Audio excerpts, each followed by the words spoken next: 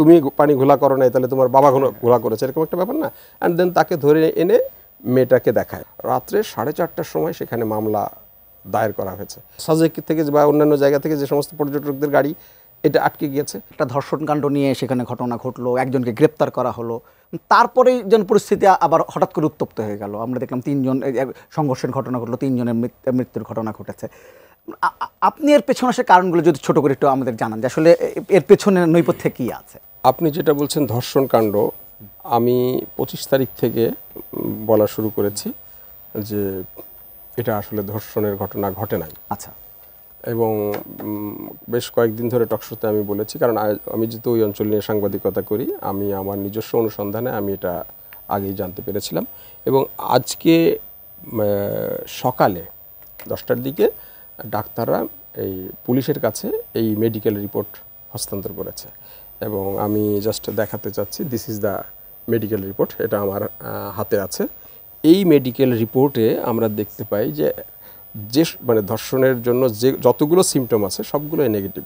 আচ্ছা। এমনকি মেয়েটার হাইমেন সেটাও ইনট্যাক্ট আছে, কোনো স্পামের কোনো ইয়া নাই। তার ফিজিক্যাল আর যা যা সিমটম থাকা দরকার কোনো সিমটমই তার শরীরে কোথাও নাই। এবং এমনি যে সার্কামস্টেন্সের যেগুলো ইনভেস্টিগেশন হয়, যে যেখান থেকে তাকে ধরেছে বা যেখানে রেপ করা হয়েছে, একটা জায়গায় যদি একটা মেয়েকে রেপ করা হয় মিনিমাম কিছু নড়াচড়া তো হয়, মাটি কিছুই হয় জোর করে, যেহেতু এর কোনো কিছুই ঘটে নাই। তো কাজেই এই ঘটনাটা, তাহলে এই ঘটনাটা কিভাবে হলো যেহেতু এটা নাই। আমি আজ সারাদিন এটা নিয়ে কাজ করছিলাম, বিশেষ করে সকালবেলা যখন আমি মানে এই মেডিকেল রিপোর্টটা পেলাম, আমি মানে আমার অনুসন্ধানটা আমি মানে সেকেন্ড পর্যায়ে নিতে চেষ্টা করলাম যে আসলে তাহলে কেন হলো, মানে এই মেয়েরা কেন এই কাজটা করলো, যেহেতু আসলেই ধর্ষণ হয় না তাহলে মেয়েরা কেন মামলাটা ফাইল করলো। আমি আমার অনুসন্ধানে যেটা পেয়েছি সেটা হলো যে হয় ভয় দেখিয়ে, কারণ এই মেয়ের যে বাড়ি যেখানে, এটা খাগড়াছড়ি শহরে, আমার পাশে খাগড়াছড়ি ব্রিগেড কমান্ডার আছেন যিনি খাগড়াছড়িতে ছিলেন, খাগড়াছড়ি শহরের স্বনির্ভর যেখানে ইউপিডিএফের মানে হেডকোয়ার্টার, তার খুব কাছে। তো সেখানে তাদেরকে চাপ দিয়ে হোক বা ভয় দেখিয়ে হোক, এটা একটা প্লট করে এই কাজটা করা হয়েছে এবং এই মামলাটা দেয়া হয়েছে। এবং আপনি দেখেন, আরও যদি কিছু ঘটনা বলি তাহলে এটা পরিষ্কার হবে।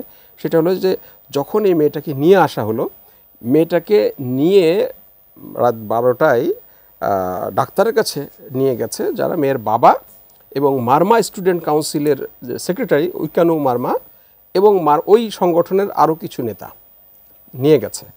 এবং নিয়ে যাওয়ার পরে তারাই আবার পুলিশকে ফোন করেছে যে এখানে এরকম একটা ঘটনা ঘটেছে, এটা নিয়ে আসেন।